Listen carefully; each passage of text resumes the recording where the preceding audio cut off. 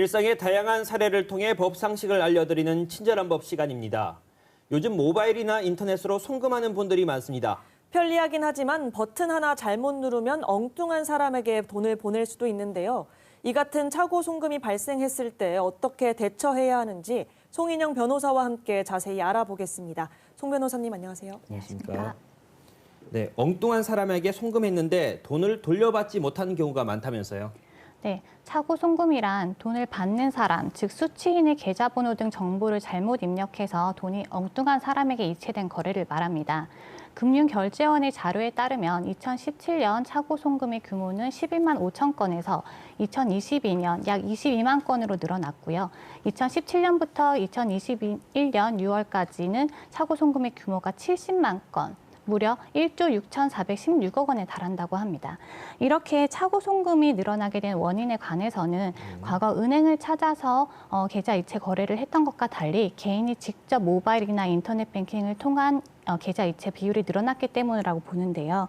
은행 직원이 아닌 개인이 직접 계좌번호나 금액을 입금하다 보니까 실수로 버튼을 잘못 누르는 경우가 많다고 합니다. 안타깝게도 이렇게 착오 송금된 돈의 절반은 대부분 돌려받지 못한 것으로 알려졌습니다. 네, 이렇게 잘못 송금된 돈의 소유권은 누구에게 법적으로 어떻게 되는 겁니까? 네, 결론부터 말씀드리면 착오 송금된 돈의 소유권은 보낸 사람, 송금인의 소유입니다. 수취인의 입장에서는 내 계좌로 돈이 들어왔고 내가 은행을 통해서 출금을 하는데 아무런 장애가 없는데 왜 내 돈이 아니냐라고 반문을 할 수가 있는데요.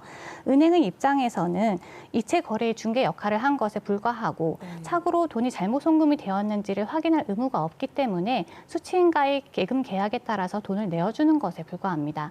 대법원 판례도 이러한 경우에 수취인은 송금인을 위하여 신의성실의 원칙상 돈을 보관하는 관계에 있다고 보고 송금된 돈의 반환을 거절하거나 또 임의로 돈을 인출해서 사용을 하게 되면 횡령죄가 성립한다고 판단하였습니다. 네, 돈을 잘못 보냈을 때 대처도 중요할 것 같습니다.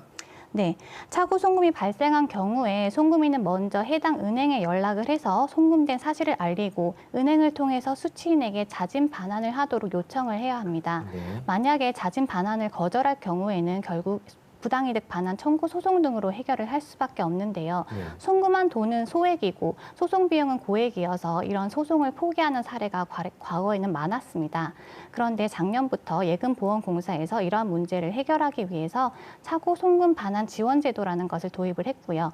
금융기관에서도 자체적으로 지연이체 서비스 제도란 것을 도입하고 있습니다. 네, 방금 착오 송금 반환 지원 제도라는 걸 말씀을 해주셨는데 이 제도가 어떤 제도인지 조금 더 정확하게 말씀해 주시죠. 네, 착오 송금 반환 지원 제도는 예금보험공사가 착오 송금인으로부터 부당이득 반환 채권을 매입한 다음 직접 착오 송금된 돈의 수취인에게 해당 돈의 반환을 요청을 하고 자진 반환을 하지 않을 경우에는 지급 명령까지 신청해서 돈을 회수한 다음에 소요된 비용을 일부 공제를 하고 송금인에게 돈을 돌려주는 제도입니다. 2021년 7월 제도 시행 이후 올해 1월 달까지 약 1,705건, 21억 원 상당을 송금인에게 반환을 해주었고요. 지급률도 96% 상당으로 매우 높다고 합니다. 그리고 평균 처리 기간도 자진 반환의 경우에는 42일, 지급 명령을 통해 반환을 받는 경우에는 107일 정도가 걸리는 편인데요. 대부분은 자진 반환으로 이루어진다고 합니다.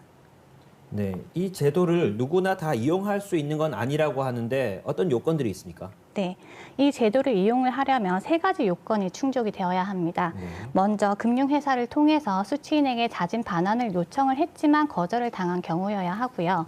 두 번째로 이 제도가 시행된 2021년 7월 6일 이후에 거래된 건으로서 5만 원 이상 1,000만 원 이하의 거래건이어야 합니다. 세 번째로는 착오 송금된 날로부터 1년 이내에 반환을 요청을 해야 합니다. 그리고 주의하실 점은 보이스피싱 등의 범죄에 이용된 계좌거나 압류된 계좌, 그리고 수취인이 사망했거나 파산 절차가 진행 중인 계좌에 대해서는 이 제도를 이용해서 반환을 청구를 할 수가 없습니다. 네, 오늘은 송금 실수에 대한 궁금증과 해결 방안 등을 함께 짚어봤습니다. 지금까지 송인영 변호사였습니다. 말씀 고맙습니다.